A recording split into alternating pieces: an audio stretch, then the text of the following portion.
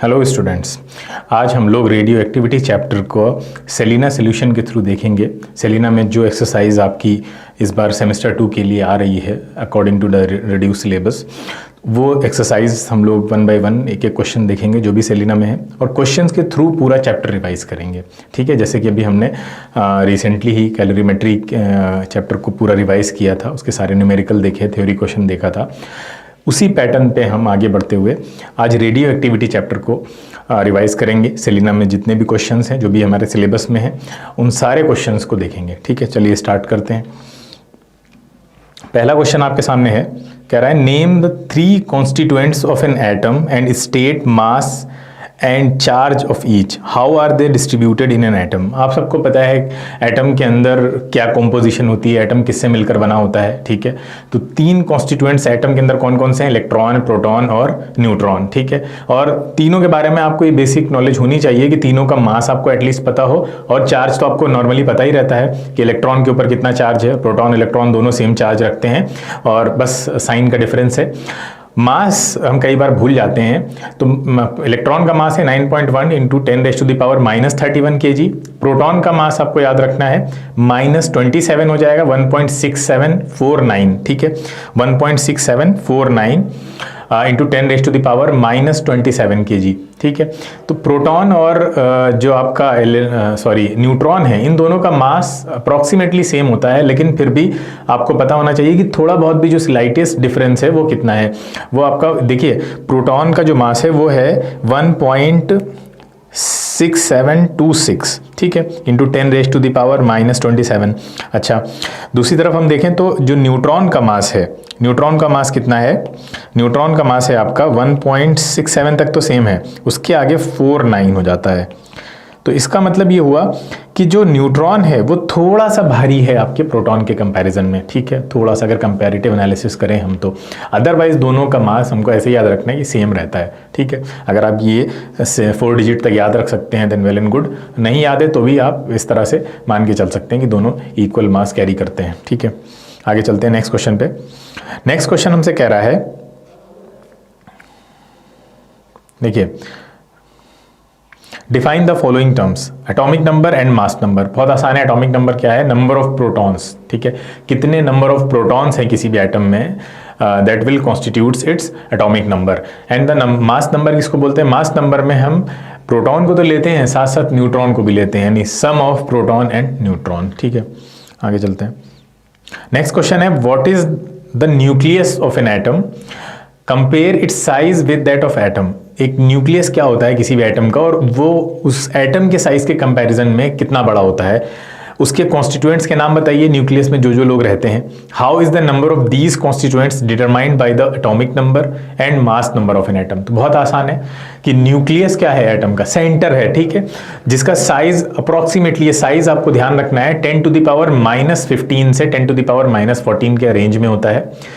ये एटम का न्यूक्लियस भी कहलाता है। ठीक है, size of nucleus 10 to the power, ये जो एटम का साइज आपको दे रखा है 10⁻⁻15 से 10⁻⁻14 की रेंज में है। अच्छा, न्यूक्लियस और छोटा होगा, वो 10⁻⁻4 से मतलब इतने टाइम्स, ये सबसे पहले आपको जो सेंटर है एटम का उसका मास दे रखा है, न्यूक्लियस का साइज दे रखा है, सॉरी, न्यूक्लियस का साइज दे रखा है। उसके बाद आपको ये बताया जा रहा है कि size of the nucleus is 10⁻⁻5 to -4 times of the size of the atom. ठीक है, यानी इतना छोटा होता है। न्यूक्लियस के अंदर न्यूक्लियॉन्स रहते हैं। न्यूक्लियॉन्स किसको बोला जाता है, न्यूक्लियॉन्स प्रोटॉन और न्यूट्रॉन को कलेक्टिवली बोला जाता है। ठीक है, Z से हम एटॉमिक नंबर को यानी नंबर ऑफ प्रोटॉन्स को डिनोट करते हैं, और A से मास नंबर को डिनोट किया जाता है। मास नंबर में प्रोटॉन प्लस न्यूट्रॉन आते हैं। ठीक है, तो ये आप याद रखिएगा। अगर आपको नंबर ऑफ प्रोटॉन्स के लिए कोई सिंबल लिखना है तो वो है Z। अच्छा, नंबर ऑफ न्यूट्रॉन के लिए क्या है, तो नंबर ऑफ न्यूट्रॉन आते हैं mass number minus atomic number. तो A है मास नंबर, Z है atomic number, A minus Z करते हैं हम, तो हमारे पास आता है नंबर ऑफ न्यूट्रॉन्स। और एक पर्टिकुलर एटम में हम एक उसका सिंबल कैसे बनाते हैं कि जैसे मान लीजिए वो एटम X है, तो उसमें Z जो होगा वो नीचे की तरफ लगेगा। ठीक है, और A जो होगा वो ऊपर की तरफ लगेगा। A डिनोट करेगा मास नंबर को, Z डिनोट करेगा एटॉमिक नंबर को। ठीक है, प्रीफिक्स और सफिक्स आपको पता है। आगे चलते हैं नेक्स्ट क्वेश्चन की तरफ। नेक्स्ट क्वेश्चन हमसे कह रहा है, state the atomic number and mass number sodium का and draw its atomic model. देखिए एटॉमिक नंबर अभी हमने पीछे नीचे देखा कि जो है वो एटॉमिक नंबर आपका 11 होगा, ठीक है। नीचे वाले नंबर को हम एटॉमिक नंबर बोलेंगे। मास नंबर ऊपर वाला नंबर है यानी 23 है, यहाँ पे क्लियरली विजिबल है। उसके बाद देखिए आपका जो न्यूट्रॉन है, न्यूट्रॉन कैसे आएंगे, मास नंबर माइनस आपका एटॉमिक नंबर। क्यों ऐसा कर रहे हैं, क्योंकि जो आपका मास नंबर है वो प्रोटॉन प्लस न्यूट्रॉन से मिलकर बन रहा है और जो एटॉमिक नंबर है वो सिर्फ प्रोटॉन से मिलकर बन रहा है। तो अगर आप माइनस करते हैं तो ये कैंसिल आउट होकर आपको A माइनस Z क्या दे देगा, न्यूट्रॉन दे देगा, ठीक है। लॉजिकली समझिए, ऐसे फॉर्मूले याद करने से कोई फायदा नहीं है। तो एटॉमिक मॉडल क्या है, एटॉमिक मॉडल बना लेते हैं आराम से, ठीक है। तो न्यूक्लियस में उसके 11 प्रोटॉन है और 12 न्यूट्रॉन है और उसके चारों तरफ जो इलेक्ट्रॉन है इलेक्ट्रिकली न्यूट्रल कंसीडर कर रहे हैं, तो जितने प्रोटॉन है उतने ही इलेक्ट्रॉन रिवॉल्व कर रहे होंगे, तो हम शेल में वो फिलिंग कर लेंगे उस तरह से, ठीक है। 2n² से फिलिंग होती है, आप सब जानते हैं, केमिस्ट्री में आपने पढ़ा है। आइसोटोप्स क्या होते हैं, आइसोटोप्स एक तरह के मॉडल्स होते हैं एलिमेंट के। जैसे अलग अलग कंपनीज अलग अलग प्रोडक्ट निकालती हैं, उनके अलग अलग मॉडल होते हैं। जैसे कार निकलती है, कोई Hyundai की कार है तो उसके बहुत सारे मॉडल्स हैं। कॉमन क्या है उनमें, कुछ कॉमन है, एक तो Hyundai कॉमन है, ठीक है, और भी बहुत सारी चीज़ें कॉमन होती होंगी।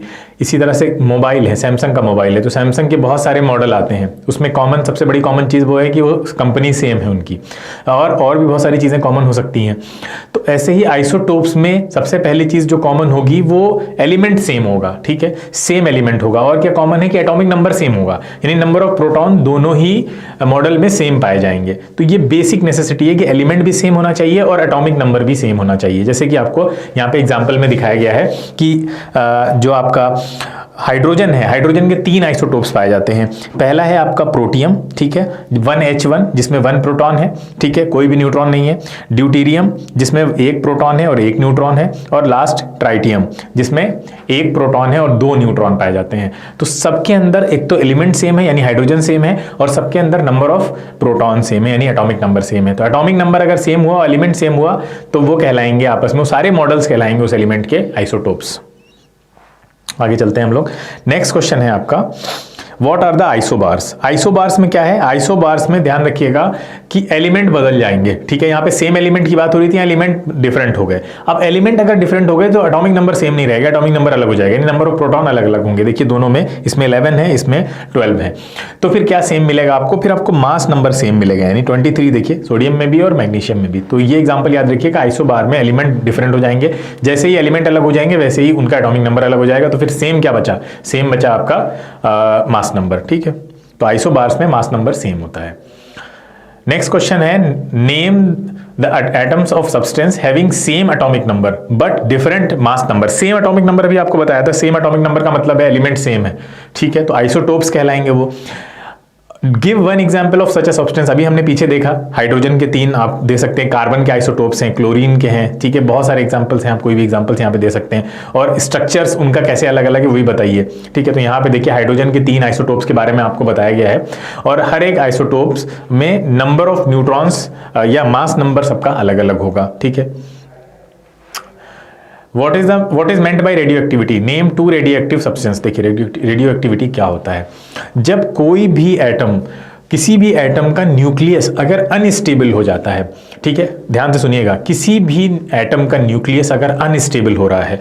अनस्टेबल कैसे हो रहा है, अनस्टेबल एक ही कंडीशन में हो सकता है कि जो उसके अंदर न्यूट्रॉन और प्रोटॉन का रेशियो है, अगर न्यूट्रॉन और प्रोटॉन का रेशियो बराबर है देन वेल एंड गुड, बहुत अच्छी बात है। अगर न्यूट्रॉन थोड़े से ज्यादा भी हो गए प्रोटॉन से तो भी ठीक है, लेकिन अगर न्यूट्रॉन्स काफी ज्यादा हो जाएं प्रोटॉन से, अब आपका सवाल होगा कितने ज्यादा हो जाएं, तो ये है कि अगर इनका रेशियो 1.5 से ज्यादा हो जाए, यानी इनके रेशियो को अगर हम डिवाइड करें तो उसकी वैल्यू 1.5 से ज्यादा आने लग जाए, तो इसका मतलब वो एटम अनस्टेबल हो गया है, यानी न्यूट्रॉन काफी ज्यादा हो गए हैं उसके न्यूक्लियस में प्रोटॉन के कंपैरिजन में। अच्छा, न्यूट्रॉन ज्यादा हो जाएंगे तो उसका रीजन उससे फर्क क्या पड़ेगा।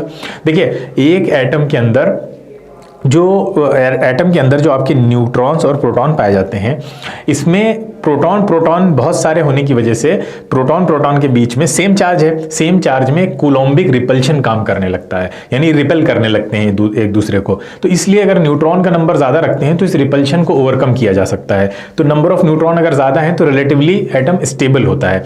लेकिन अगर ये बहुत ज्यादा हो जाएंगे, ठीक है, अगर ये बहुत ज्यादा हो जाएंगे तो एटम का जो साइज है वो बढ़ने लग जाएगा, ठीक है, एटम का साइज बढ़ने लग जाएगा।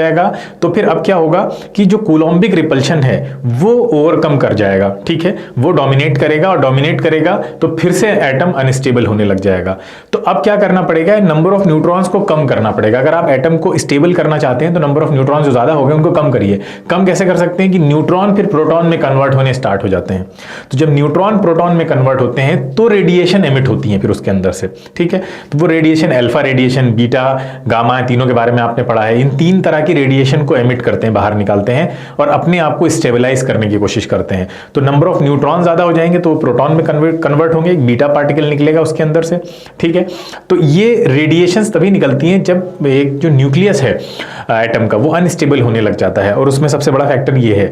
तो इसमें तीन तरह की रेडिएशंस ऐसे सब्सटेंस निकालते हैं और ताकि वो स्टेबल कंडीशन में आ सकें। तो ये जो पूरा फिनोमेना होता है जिसमें किसी भी एलिमेंट का, इस तरह के एलिमेंट का न्यूक्लियस जो अनस्टेबल हो जाता है और फिर वो स्टेबल होने के लिए ऐसी रेडिएशंस को एमिट करता है, ये फिनोमेना रेडियो एक्टिविटी कहलाता है। और ऐसे सब्सटेंस रेडियो एक्टिव सब्सटेंस कहलाते हैं, ठीक है। ये काफ़ी स्पॉन्टेनियस होता है। इसको सबसे पहले हेनरी बैकरल ने एनालाइज किया था अपनी लेबोरेटरी में। वो उन्होंने यूरेनियम सॉल्ट को एक मतलब एक पेपर पे रैप करके रखा और उसके बाद भी उसमें से इतनी स्ट्रॉन्ग रेडिएशन निकली कि वो पेपर को कहीं ना कहीं पेनिट्रेट करके बाहर निकल गई और फोटोग्राफिक प्लेट को भी उन्होंने जो है वो खराब कर दिया, उस पर इफेक्ट डाल दिया।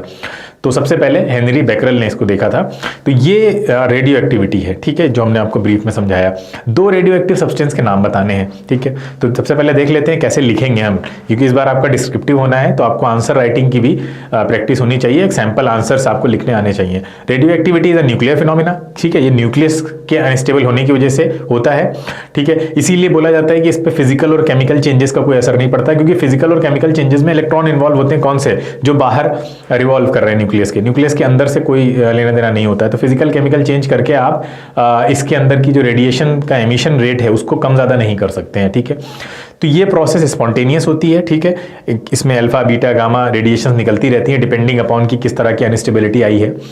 तो वो डिके होता रहता है, वो मतलब अपने साइज को कम करता रहता है, वेट लॉस करता रहता है, ऐसे समझ सकते हैं आप। जब वेट ज़्यादा हो जाता है तो वो वेट लॉस कर रहा है इन सारी रेडिएशंस को निकाल के। और सबसे ज़्यादा जो वेट लॉस होता है वो आपका अल्फा से ही होता है, क्योंकि अल्फा सबसे ज़्यादा भारी है, उसके बाद फिर बीटा और गामा में तो मास ही नहीं होता है, उसमें सिर्फ रेडिएशन निकलती है। तो यूरेनियम, एक एग्जाम्पल ले लेते हैं हम लोग, यूरेनियम रेडियम, ये दो रेडियो आइसोटोप्स हैं। ये रेडियो एक्टिव सब्सटेंस कहना ज़्यादा सही होगा, रेडियो एक्टिव सब्सटेंस है ये, ठीक है। आगे चलते हैं नेक्स्ट क्वेश्चन पे। नेक्स्ट क्वेश्चन कह रहा है आपसे, हाँ, radioactive substance is oxidised, what changes would you expect to take place in the nature of radioactive, explain your answer. देखिए ऑक्सीडेशन कहाँ हो रहा है, वो इलेक्ट्रॉन इन्वॉल्व है ना, सब सारा बाहर हो रहा है। ये सारी रिएक्शंस जो है ऑक्सीडेशन रिडक्शन की रिएक्शन में इलेक्ट्रॉन इन्वॉल्व है। इलेक्ट्रॉन वो हैं जो रिवॉल्व कर रहे हैं उसके बाहर, न्यूक्लियस के बाहर, और ये फिनोमेना न्यूक्लियस के अंदर टेक प्लेस कर रहा है। तो कोई चेंजेस एक्सपेक्ट नहीं कर सकते आप, कोई चेंज नहीं होगा नेचर ऑफ रेडियो एक्टिविटी में, रेट ऑफ एमिशन में, रेट ऑफ डीके में कोई चेंज नहीं होगा, ठीक है। तो अभी हम देख चुके हैं कि ये nuclear, since it is a nuclear phenomena, hence there will be no change in the nature of radioactive, लिखेंगे हम इस तरह से। नेक्स्ट क्वेश्चन पे आ जाते हैं। नेक्स्ट क्वेश्चन है, radio active source emits 3 types of radiations, तीनों के नाम दीजिए, अल्फा बीटा गामा।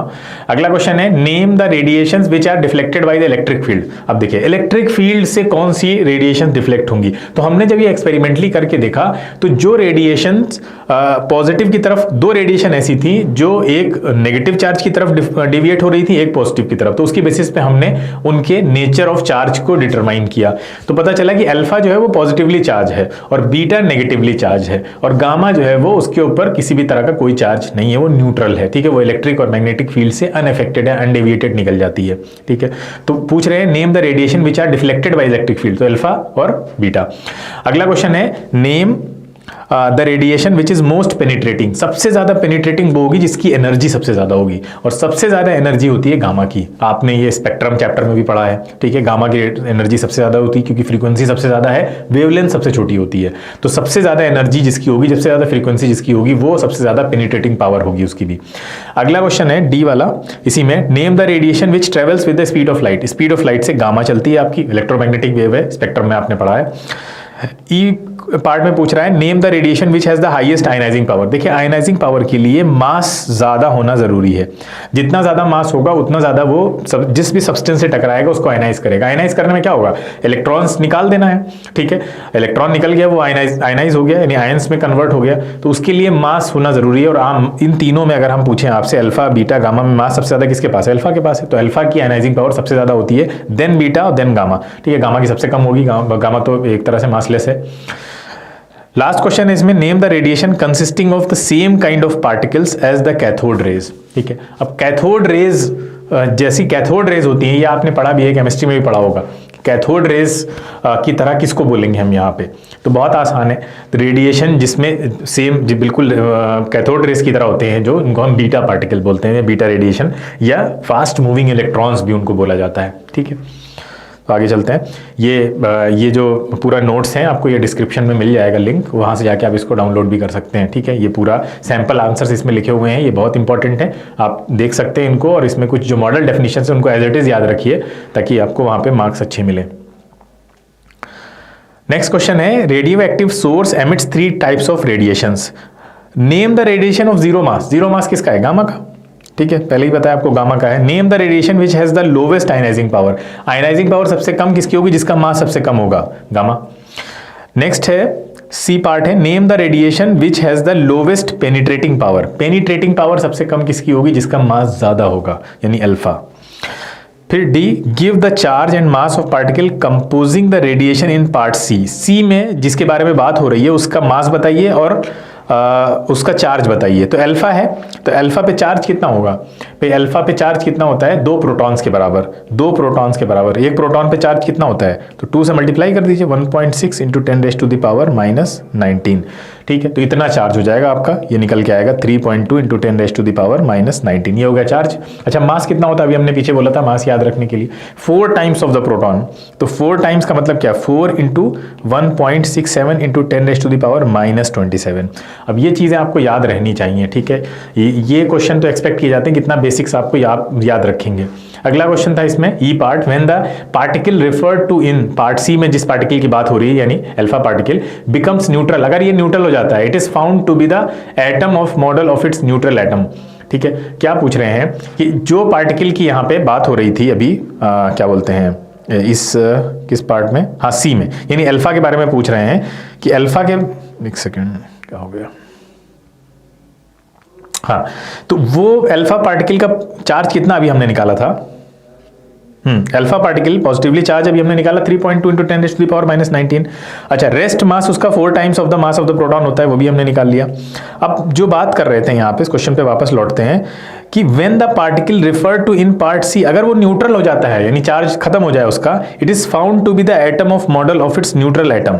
किस तरह के किस जैसा हो जाएगा, आप सब ने याद कर रखा होगा कि हीलियम जैसा, ठीक है। हीलियम के बारे में, हीलियम गैस के बारे में बार बार जो है वो आप सुनते हैं कि बिल्कुल वो हीलियम के जैसा हो जाता है, तो उस गैस का नाम होगा हीलियम, ठीक है।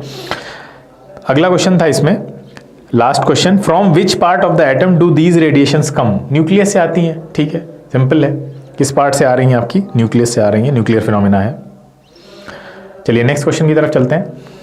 नेक्स्ट क्वेश्चन देखिए डायग्राम दिया हुआ है आपको, और क्या पूछ रहे हैं, name the radiations labelled A B C. अब ये देखिए एक इन्होंने मैग्नेटिक फील्ड अप्लाई कर रखी है, मैग्नेटिक फील्ड अप्लाई कर रखी है, और ये रेडिएशंस 3 तरह की रेडिएशन जा रही हैं। इसमें पूछ रहे हैं कि ये इन सब के अलग अलग नाम क्या होंगे। तो देखिए इसमें इलेक्ट्रिक फील्ड से 2 तरह की रेडिएशन डेविएट होती हैं, तो हमें सबसे पहले तो यहाँ पे इलेक्ट्रिक फील्ड पता करनी पड़ेगी कि किधर जा रही है। तो आप सब जानते हैं मैग्नेटिक फील्ड में जब क्रॉस बना होता है तो आप लेफ्ट हैंड रूल से आसानी से इलेक्ट्रिक फील्ड की डायरेक्शन पता कर सकते हैं। तो मैग्नेटिक फील्ड में क्रॉस बना है, तो ये मैग्नेटिक फील्ड FBI ऐसे आप निकालते रहे मैग्नेटिज्म में, तो ये अंदर की तरफ जा रही हैं, तो ये हो गई आपकी इलेक्ट्रिक फील्ड की डायरेक्शन, ठीक है। ये इलेक्ट्रिक फील्ड की डायरेक्शन है, तो इलेक्ट्रिक फील्ड की डायरेक्शन है। आप देखिए जो A है वो अनडेविएटेड जा रही है, इसका मतलब A मस्ट बी गामा, ठीक है, A गामा रही होगी। अब देखिए B और C दोनों डेविएट हो रही हैं।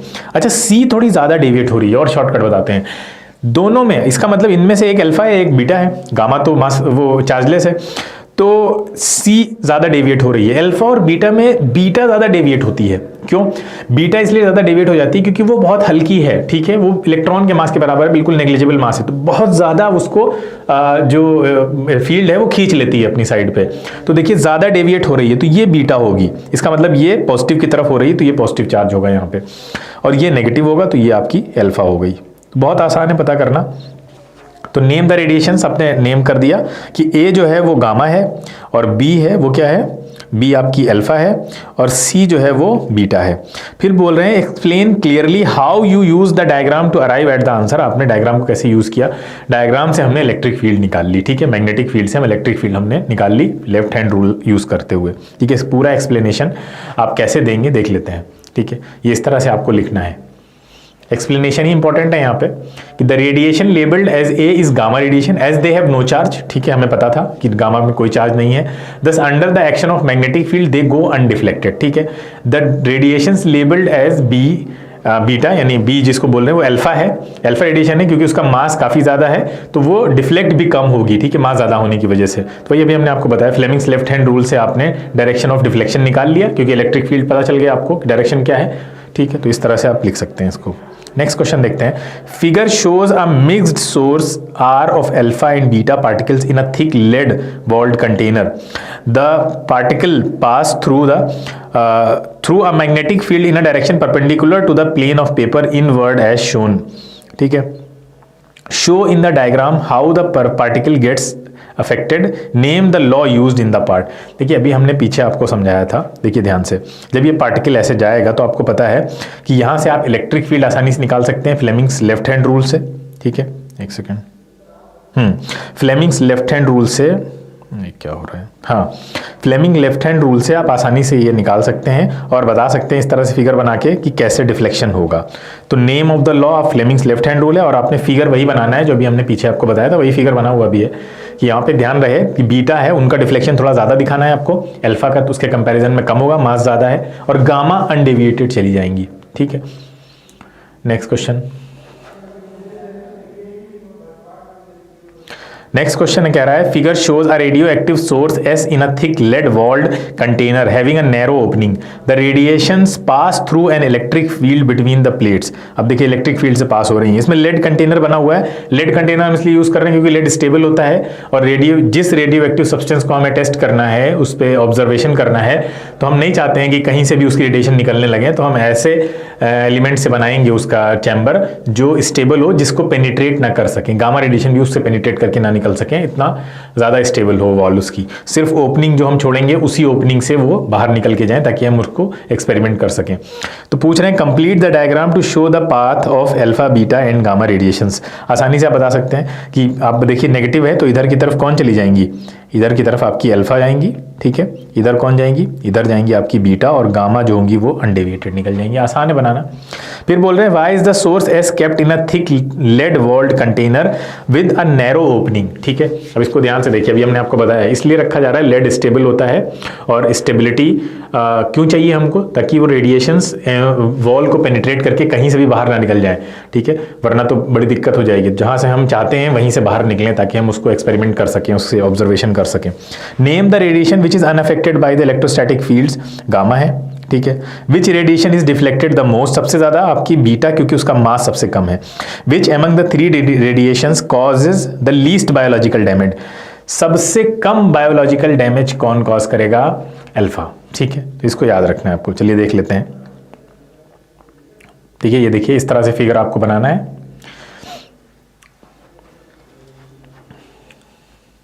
ठीक है। तो अल्फा रेडिएशन सबसे कम बायोलॉजिकल डैमेज कॉज करती हैं क्योंकि एनर्जी सबसे कम होती है इनके पास में, ठीक है।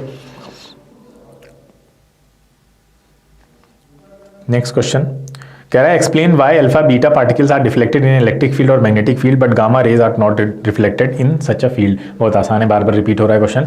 अल्फा बीटा चार्ज पार्टिकल होते हैं, alpha is positively charge, beta negatively charge होता है, hence these are deflected in an electric field और magnetic field where gamma radiations uncharge particles और neutral and therefore can not deflect in an electric और magnetic field. Next question कह रहा है is it possible to reflect gamma radiations in a way similar to alpha and beta particles using the electric और magnetic field, give reasons, ठीक है। क्या possible है कि गामा को भी हम उसी तरह से, नहीं बिल्कुल पॉसिबल नहीं है, ठीक है, जानते हैं हम वो कि वहां पे कोई चार्ज नहीं होता उसके पास। नेक्स्ट क्वेश्चन पे आते हैं, क्वेश्चन नंबर 17। हाँ, कह रहा है state following 4 properties of each of alpha beta and gamma radiation, nature, charge, mass and effect of electric field. बहुत इंपॉर्टेंट है, प्रीवियस ईयर में बहुत ज्यादा पूछे गए इस तरह के क्वेश्चन। सबसे पहले प्रॉपर्टी देख लेते हैं, नेचर देखते हैं। नेचर कैसा है, तो अल्फा पार्टिकल्स जो हैं वो आपके वो stream of positively charge particle हमने देखा आपको, ठीक है, हीलियम न्यूक्लियस होता है हीलियम के जैसा। बीटा पार्टिकल्स कैसे हैं, stream of negatively charge particles हैं, ठीक है, जैसे एनर्जेटिक इलेक्ट्रॉन्स बोले उनको हम। Gamma highly energetic electromagnetic radiations हैं। चार्ज की बात करें तो अल्फा के पास 3.2 यानी प्रोटॉन के चार्ज का डबल होता है, बीटा के पास इलेक्ट्रॉन जैसा ही चार्ज होता है और गामा के पास कोई चार्ज नहीं होता है, ठीक है। मास की अगर हम लोग बात करें तो 4 times of the mass of proton, इसका मास होगा किसका, अल्फा का। और आपका जो बीटा है वो कितना होगा उसका मास, उसका इलेक्ट्रॉन के मास के बराबर ही होगा। और गामा पार्टिकल मासलेस होता है, ठीक है, रेस्ट मास 0 होता है उसका। इफेक्ट ऑफ इलेक्ट्रिक फील्ड अभी हम पीछे देख चुके हैं, कौन ज्यादा डिफ्लेक्टेड होता है, कौन कम है, कौन बिल्कुल नहीं होता है, ठीक है, गामा बिल्कुल नहीं होता है। नेक्स्ट क्वेश्चन कह रहा है arrange the alpha beta gamma radiation in ascending order of their ionising power. देखिए आयनाइजिंग पावर में किसकी आयनाइजिंग पावर सबसे ज्यादा होगी, जिसका मास सबसे ज्यादा है, तो अल्फा की सबसे ज्यादा, फिर बीटा की, फिर गामा की। पेनिट्रेटिंग पावर इसका ठीक उल्टा हो जाएगा कि वो सबसे कम अल्फा की होगी, फिर बीटा की और फिर गामा की सबसे ज्यादा होगी। क्लियर है, तो इस बात को ध्यान रखिएगा। पेनिट्रेटिंग पावर और आयनाइजिंग पावर में दोनों में बिल्कुल इनवर्स रिलेशन है।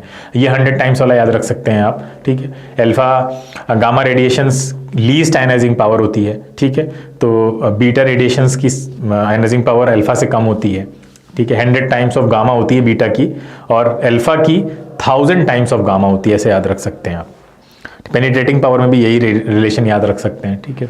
आगे चलते हैं।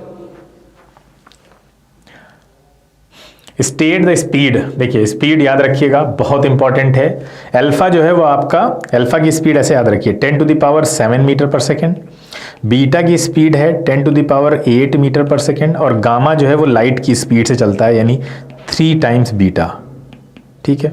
ये तीनों ही याद रखनी है आपको। नेक्स्ट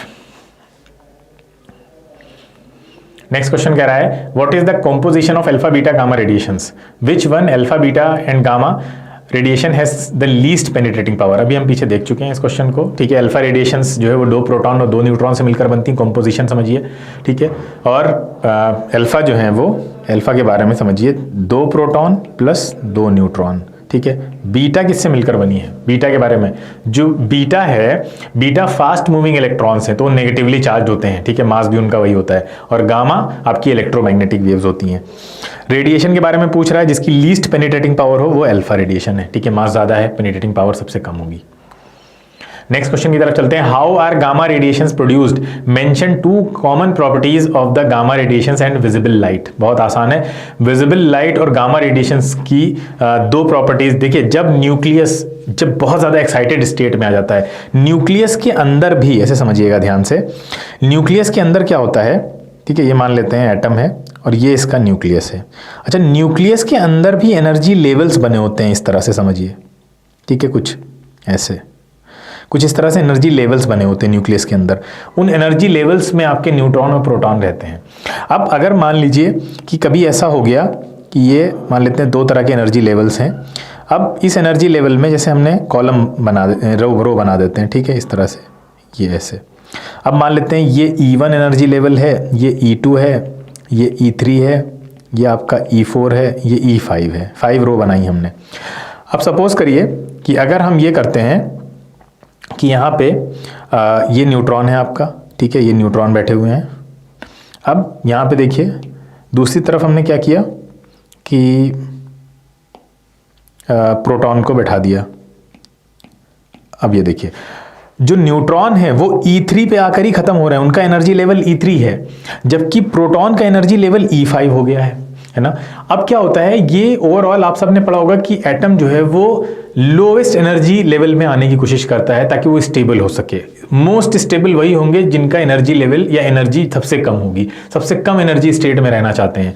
तो अब ये क्या करेगा, पूरा का पूरा ये चाहेगा कि यार E3 और E5 के बीच में कहीं एडजस्टमेंट हो जाए। E5 बहुत ज्यादा है तो E3 और E5 के बीच में एडजस्टमेंट हो जाए, ठीक है। तो E5 से कम हम कहाँ आ सकते हैं, तो एक आपको दिख रहा है यहाँ पे, एक ब्लॉक खाली है, मतलब एक वैकेंसी यहाँ पे अभी भी खाली है जिसको फिल किया जा सकता है, और वो है ये E4 वाली। यानी किसी तरह से अगर ये प्रोटॉन E4 में आ जाए जंप करके, तो क्या होगा, पूरा जो न्यूक्लियस का एनर्जी लेवल है वो E4 पे मेंटेन हो जाएगा, यानी वो पहले के कंपैरिजन में ज्यादा स्टेबिलिटी की तरफ आ जाएगा। अब जब ऐसा होगा तो इसके अंदर से रेडिएशंस निकलती हैं, यानी हाई एनर्जी लेवल से लो एनर्जी लेवल पे आ रहा है ना प्रोटॉन, तो हाई से लो पे आएगा तो एनर्जी रिलीज करेगा। तो और इस जितनी एनर्जी इलेक्ट्रॉन्स ऑर्बिट्स में रिवॉल्व करते हुए रिलीज करते हैं वो होती है ईवी के फॉर्म में, इलेक्ट्रॉन वोल्ट के फॉर्म में, और ये मिलियन इलेक्ट्रॉन वोल्ट के फॉर्म में होती है MeV।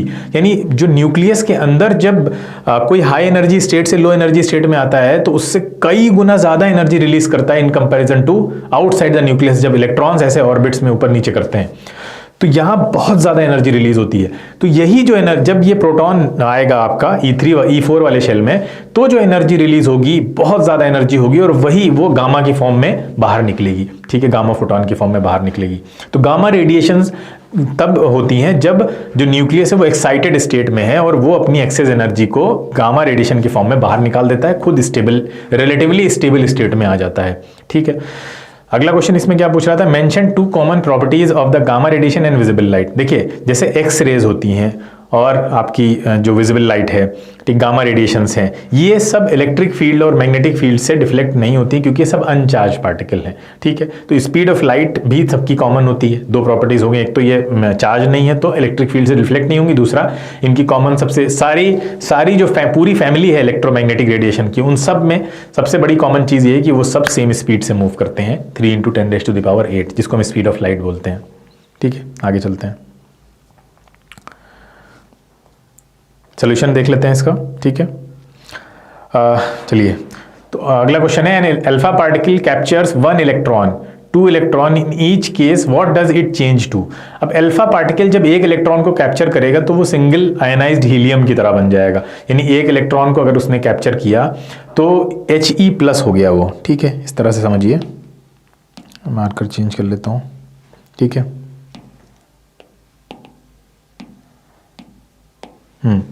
तो ये हो गया आपका He+, और जब 2 इलेक्ट्रॉन को कैप्चर करेगा तो वो फिर किसमें, भाई He+2 है। अब जब एक इलेक्ट्रॉन इसके पास आ जाएगा तो वो इस 1+ को न्यूट्रलाइज कर देगा, 1+ को न्यूट्रलाइज कर देगा तो सिंगल बचेगा। अब अगर अब ये 2 इलेक्ट्रॉन होते हैं यहाँ पे तो दूसरा प्लस भी चला जाता, तो इस तरह से रिएक्शन आप लिख के समझ सकते हैं। तो ये पूरी तरह से न्यूट्रल बन जाएगा, ठीक है, अगर वो 2 इलेक्ट्रॉन को कैप्चर करेगा। नेक्स्ट क्वेश्चन पे चलते हैं, radio activity is a nuclear phenomena, comment on this statement. दोबारा क्वेश्चन रिपीट हो रहा है, रेडियो एक्टिविटी न्यूक्लियर फिनोमिना है, इस पे कमेंट करना है। तो एक सबसे अच्छा एग्जांपल इसका ये है कि किसी भी तरह का कोई फिजिकल और केमिकल चेंज, यानी फिजिकल चेंज क्या होता है, प्रेशर, टेम्परेचर, केमिकल चेंज में जैसे कि एक्सेसिव हीटिंग हो गई, फ्रीजिंग हो गई, action of strong electric and magnetic field हो गया, केमिकल ट्रीटमेंट, ऑक्सीडेशन, इंडक्शन, ये सब का कोई असर रेट ऑफ डीके पे नहीं पड़ता है, रेट ऑफ एमिशन पे नहीं पड़ता है, ठीक है, नेचर ऑफ रेडिएशन चेंज नहीं होती है। तो ये क्लियरली दिखा रहा है कि radioactivity is a purely an nuclear phenomena, ठीक है। तो ये it is not because of orbital electrons, ठीक है, which could easily be affected to such changes physical और केमिकल, ठीक है। तो ये बहुत अच्छा रीजन है जो आप दे सकते हैं एग्जाम में और इसको लिख सकते हैं। अगला क्वेश्चन है,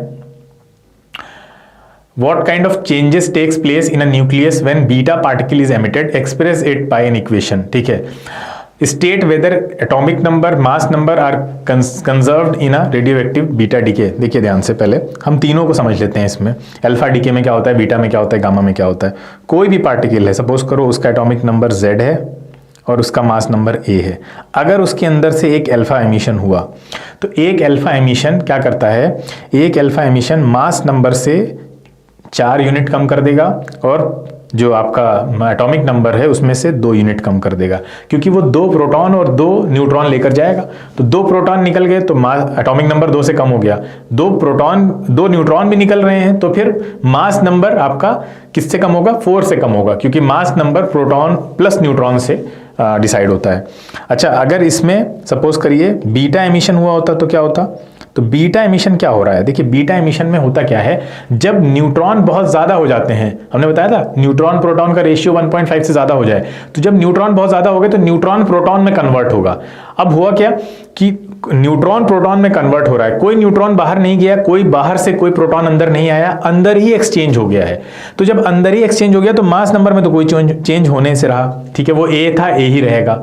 अच्छा, एटॉमिक नंबर चेंज इसलिए होगा क्योंकि अब प्रोटॉन बढ़ गए हैं पहले के कंपैरिजन में, क्योंकि न्यूट्रॉन प्रोटॉन में कन्वर्ट हुआ है, तो एटॉमिक नंबर में एक का इंक्रीमेंट हो जाएगा। तो लॉजिकली समझिए इसको कि बीटा एमिशन में मास नंबर इसलिए नहीं बदलता है क्योंकि बाहर से कोई चीज अंदर नहीं आई, ना से अंदर से बाहर गई, जैसे कि अल्फा में हुआ था। अल्फा में तो आपके 2 प्रोटॉन और 2 न्यूट्रॉन बाहर निकल गए थे, तो वहां तो बाहर गया था, इसलिए हमने 4 का कमी कर दी थी उसमें, और मास एटॉमिक नंबर में 2 की कमी हो गई थी। यहां क्या हो रहा है, यहां न्यूट्रॉन प्रोटॉन में कन्वर्ट हो रहा है, तो एटॉमिक नंबर तो 1 से बढ़ जाएगा, ठीक है, लेकिन मास नंबर वही रहेगा क्योंकि वो दोनों के सम से डिसाइड होता है। अच्छा, गामा के मामले में क्या होने वाला है, तो गामा अभी हमने आपको बताया कि उसमें क्या होता है, एनर्जी निकलती है खाली, ठीक है। जब एक जो न्यूक्लियस है वो एक्साइटेड स्टेट में चला जाता है तो वो अपनी लोवेस्ट एनर्जी लेवल पे आने के लिए मैक्सिमम पॉसिबल, ठीक है, या मिनिमम पॉसिबल कह सकते हैं, तो वो फिर एनर्जी रिलीज करता है। तो सिर्फ एनर्जी है, तो उसमें किसी तरह की कोई कमी नहीं होगी, ठीक है, इस बात को ध्यान रखना है आपको। तो देखते हैं कैसे लिखना था इसको हमें। देखिए, तो एटॉमिक नंबर ये इस तरह से आप आंसर फ्रेम कर सकते हैं जो भी हमने आपको बताया। हाँ, ध्यान रखिएगा कि आपका जब बीटा पार्टिकल निकलेगा तो रिएक्शन को बैलेंस करने के लिए आपको, देखिए इस तरह से समझिए, जैसे x था, यहाँ पे a है और ये z है, ठीक है। अब यहाँ से आपने देखा कि ये जब न्यूट्रॉन प्रोटॉन में कन्वर्ट हो रहा है तो आपका ये उल्टा लिख दिया मैंने, ये रहेगा आपका z और ये हो जाएगा आपका a, ZA। तो ये Z+1 हो रहा है, ये A हो रहा है। अब रिएक्शन तो बैलेंस नहीं दिख रही है आपको, तो रिएक्शन को बैलेंस करने के लिए आपको यहाँ पे एक ऐसा पार्टिकल मानना पड़ेगा जो कि जिसका मास तो बिल्कुल ना हो लेकिन चार्ज हो, और बिल्कुल नेगेटिव चार्ज कम से कम हो उसके पास एक। तो हमने यहाँ पे एक बीटा पार्टिकल इस तरह का माना जो कि नेगेटिव चार्ज होल्ड करता है, और मास, अब ये फास्ट मूविंग इलेक्ट्रॉन है, इलेक्ट्रॉन का मास हम नेग्लिजिबल मान के चल रहे हैं पहले ही, ठीक है, तो 0 मास है। तो ये यहाँ पे रिएक्शन अब बैलेंस हो गई, तो इसलिए यहाँ पे ये बीटा पार्टिकल निकलता है। और साथ में एंटी न्यूट्रिनो और वो सारा कॉन्सेप्ट भी है, लेकिन उससे रिलेटेड क्वेश्चन आपके यहाँ शायद ना पूछे पाएं, या उसके लिए आप हमारा थ्योरी जो रेडियो एक्टिविटी का जो मतलब थ्योरी वाला पोर्शन है पूरा, जिसमें थ्योरी कवर की गई है, वो चैनल पे अवेलेबल है, उसको आप देख सकते हो। उसमें हमने अच्छे से समझाया है कि कौन कौन से लॉज वहाँ पे वायलेट होते हैं, तब वहाँ पे न्यूट्रिनो, एंटी न्यूट्रिनो के बारे में भी हम मानते हैं कि एंटी न्यूट्रिनो भी निकला होगा, वहाँ पे न्यूट्रिनो भी निकला होगा, ठीक है। नेगेटिव बीटा पार्टिकल की तरह पॉजिटिव बीटा पार्टिकल का एमिशन भी होता है, तो वो सारी चीज़ें वहाँ पे समझाई गई। यहाँ पे हम सिर्फ उन क्वेश्चंस को एड्रेस कर रहे हैं जिनसे रिलेटेड क्वेश्चन एग्जाम में बन सकते हैं आपके, ठीक है, सेमेस्टर 2 में according to the reduce syllabus, ठीक है। A certain radioactive nucleus emits a particle that leaves its mass number unchanged। देखिए, मास नंबर चेंज नहीं हो रहा, अभी आपको बताया था मास नंबर किसमें चेंज नहीं होता है, but increases its atomic number. Atomic number अगर बढ़ रहा है, मास नंबर नहीं बदल रहा है, इसका मतलब ये है कि कोई न्यूट्रॉन प्रोटॉन में कन्वर्ट हो रहा होगा, तो वो बीटा एमिशन में ही होता है। तो पार्टिकल का नाम और सिंबल, कितना आसान क्वेश्चन है, ठीक है। तो बीटा और सिंबल बना लेंगे आप आराम से, या उसको इस तरह से इलेक्ट्रॉन के फॉर्म में भी लिख सकते हैं, ठीक है। नेक्स्ट क्वेश्चन पे आते हैं। What happens to the atomic number, mass number of the nucleus of an element when alpha, beta और गामा रेडिएशन निकलती हैं? बहुत आसान है, पीछे हम आपको बता चुके हैं कैसे होगा। अल्फा पार्टिकल्स अगर निकलते हैं तो मास नंबर में 4 की कमी हो जाएगी, एटॉमिक नंबर में 2 की कमी हो जाएगी। बीटा में मास नंबर बिल्कुल अनचेंज रहेगा, एटॉमिक नंबर बढ़ जाएगा 1 से। गामा में किसी तरह का कोई असर नहीं पड़ेगा, ठीक है। Next question, what happens to the position of an element in the periodic table when its nucleus emits an alpha particle and beta particle gamma radiation? वही सीख है, ठीक है, अभी हम पीछे देख भी चुके हैं, सेम क्वेश्चन है, और इस पे क्वेश्चन जरूर आएगा। नेक्स्ट है, ये देखिए, ये पूरा आंसर दिया हुआ है, ये आप आराम से यहाँ से लिख सकते हैं देख के, ठीक है। इसमें वैसे आपको एक कोई एलिमेंट देकर भी पूछा जा सकता है, और पूरा एक चेन रिएक्शन के फॉर्म में दिया जा सकता है कि ये निकले, इतने बीटा पार्टिकल निकले, 2 से ज़्यादा हो सकते हैं, ठीक है। अगला क्वेश्चन है, what changes occur in a nucleus of a radio active element when it emits an alpha particle? Alpha particle emit कर रहा है, क्या होगा आपका पता है, मास नंबर 4 से कम हो जाएगा, एटॉमिक नंबर 2 से कम हो जाएगा। बीटा पार्टिकल में मास नंबर में कुछ नहीं होने वाला, एटॉमिक नंबर 1 से बढ़ जाएगा, गामा रेडिएशन में कुछ असर नहीं पड़ेगा। एग्जाम्पल दे दीजिए आप यहाँ पे किसी का भी, ठीक है, जैसे यूरेनियम का दे दीजिए आप, तो थोरियम बनेगा और 2He4 वहाँ से निकल जाएगा। नेक्स्ट क्वेश्चन पे आते हैं हम लोग।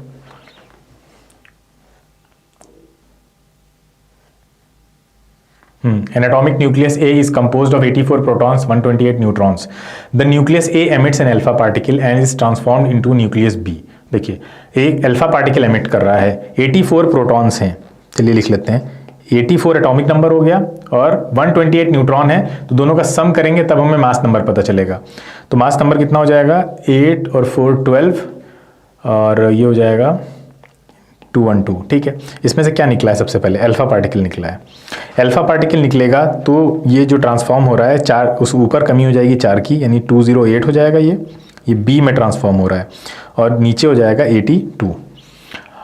अब क्या पूछ रहे हैं हमसे, the nucleus B emits a beta particle. Nucleus B जो है वो बीटा पार्टिकल एमिट कर रहा है, तो बीटा पार्टिकल एमिट करता है। बीटा पार्टिकल में ये तो चेंज नहीं होने वाला, आपका जो मास नंबर है वो नहीं बदलेगा। तो ये क्या बना रहा है, सी बना रहा है, जिसमें 208 और ये हो जाएगा 83। What is the mass number of the nucleus A? An atomic nucleus A is composed of 84 proton and 128 neutron. The nucleus A emits an alpha particle and is transformed into a nucleus B, ठीक है। Mass number क्या होगा, 212 हो जाएगा, ठीक है। ए का mass number पूछ रहा है हमसे। फिर पूछ रहा है does the composition of nucleus C change if it emits gamma radiation? बिल्कुल चेंज नहीं होगी, गामा रेडिएशन में कोई कॉम्पोजिशन में चेंज नहीं आता है, तो नो चेंज, ठीक है। तो ये सिंपल सा क्वेश्चन था। आगे चलते हैं हम लोग।